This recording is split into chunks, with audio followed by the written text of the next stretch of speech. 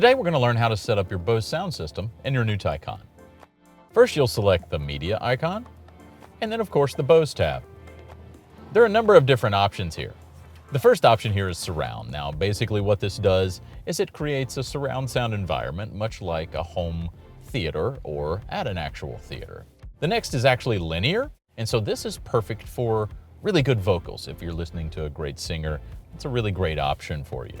You can adjust the bass and treble here using these sliders, depending on your like. You can also use the balance and fader, depending on whether you're in the vehicle by yourself or if you have participants that would like to hear it in a different way. You can also use Sound True here at the bottom.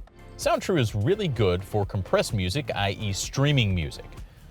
And of course, Audio Pilot is our final adjustment. Audio Pilot will adjust the noise of the music that you're listening to based on the driving noise that's happening at that time.